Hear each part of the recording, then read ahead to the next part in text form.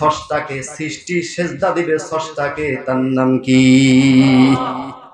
কবরে যিনি শুয়ে আছেন তিনি কি স্রষ্টা না সৃষ্টি? তিনি কি আল্লাহ না বান্দা? তাকে সেজদা দেন কে? এরকম একটা গ্রুপ আছে না?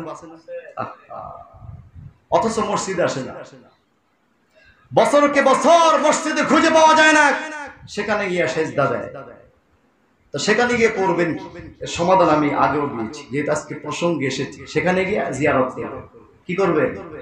কবর জিয়ারত করবেন। কবরকে সামনে করে নয়, পশ্চিম দিকে মুখ করে। কবরে তো যদি পিছনে পড়ে কোনো আপত্তি নেই, পিছনে পড়লো, সামনে মুখ করে পশ্চিম দিকে মুখ করে মুনাজাত করতে হবে। কার কাছে? নাকি যিনি শুয়ে আছেন তার কাছে?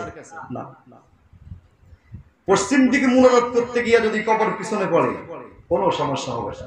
কবর মুখ্য বিষয় নয়, মুখ্য বিষয় হলো কার কাছে? প্রিয় ভাইরা আমার, আল্লাহ পাক রব্বুল আলামিন কোরআনে কারীমের অন্যত্র তিনি এভাবে বলেছেন, ওয়ামা কানাল্লাহু লিয়ুযিআ ঈমানাকুম। এইভাবে তিনি বললেন, আল্লাহ পাক তোমাদেরকে, তোমাদের আমলকে তিনি নষ্ট করবেন না, এরূপ ধারণা তোমরা করুন আল্লাহ পাক তোমাদের আমলকে নষ্ট করে দিবেন। অনেকে চিন্তা করতো আগে যে আমরা শুধু শুধু ইসলাম পালন করব, নামাজ পড়বো, রোজা করব, যাকাত দেব, এত কষ্ট করে দুনিয়ার জীবনকে পার করবো, এর বিনিময়ে কি? কিছুই তো না, মরে গেলে তো সব শেষ হয়ে যাবে, আখিরাত তাখিরাত কি? এরকম চিন্তা চেতনার মানুষ বাংলাদেশে আছে না নাই? আরে দূর, দুনিয়ায় কয়দিন বাঁচবো, খাই আনি করে নি, এত কষ্ট করে লাভ কি? সব কিছু ত্যাগ করলাম, কষ্ট করে মারলাম, পরকালে পরকালে চিন্তাবাদ, যা খুশি তা কর, এরকম মাইন্ড যাদের, তাদের ব্যাপার আল্লাহ পাক বললেন, ওমা কানাল্লাহু লিয়ুযিআ ঈমানাকুম, তোমাদের ঈমান আমল আল্লাহ পাক ধ্বংস করবেন না। হযরত ইব্রাহিম আলাইহিস সালাতু ওয়াস সালাম রব্বুল আলামিনের কাছে প্রার্থনা করলেন, রব্বি জাআলনি মুকিমাস সালাতি ওয়া মিন যুররিয়্যাতি রব্বানা ওয়া তাকাব্বাল দুআ। আয় আল্লাহ, রব্বি জাআলনি মুকিমাস সালাতি, আমাকে নামাজ কায়েমকারী বানান এবং আমার বংশোদ্ভূতদের মধ্য থেকে নামাজ কায়েমকারী বানান। কায়েম কি জিনিস আগে আমি বুঝিয়েছি, এবং তিনি বলেছেন রব্বানা ওয়া তাকাব্বাল দুআ, আয় আল্লাহ আমার দোয়া আপনি কবুল করে নেন। জোরে বলুন সুবহানাল্লাহ। আরেকটা মজার বিষয় হলো, হযরত ঈসা আলাইহিস সালাতু ওয়াস সালাম জন্মের পরেই, তাফসীরের মধ্যে বিভিন্ন ব্যাখ্যা এসেছে, কেউ কেউ বলেছেন কয়েক ঘন্টা পরে, আবার কেউ কেউ বলেছেন কয়েকদিন পরে, জন্মের কয়েক ঘন্টা পরে কিংবা কয়েকদিন পরে।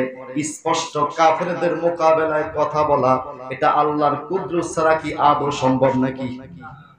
কয়েক ঘন্টা পরে হযরত ঈসা আলাইহিস সালাতু ওয়াস সালাম এইভাবে তিনি বললেন, ওয়াজআলানি মুবারাকান আইনামা কুনতু ওয়া আওসানি বিস-সালাতি ওয়াজ যাকাতি মা দুমতু হাইয়া।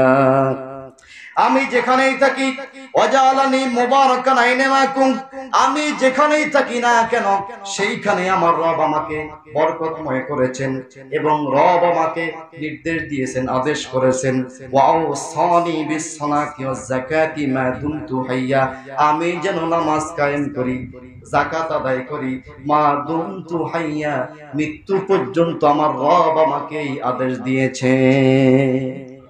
যেন নামাজের গুরুত্ব, 2-1 ঘন্টা বয়স যার মায়ের পেট থেকে দুনিয়াতে এসেছে, কয়েক ঘন্টা বয়স, সেই শিশু নামাজের গুরুত্ব বুঝে এবং নামাজের দাওয়াত দেয়, এবং তার উপরে যেই অর্পিত দায়িত্ব নামাজ কায়েম করা, যাকাত আদায় করা, এই দায়িত্ব তিনি স্পষ্ট ভাষায় বলে দিয়েছেন। আর আমাদের বয়স 50, 60, 70, 80, মাগার নামাজের গুরুত্বই বুঝলাম না, কথা কোন ঠিক কিনা? তাহলে এই জাতির কপাল পড়বে না কার কপাল পড়বে? সময় স্বল্পতার কারণে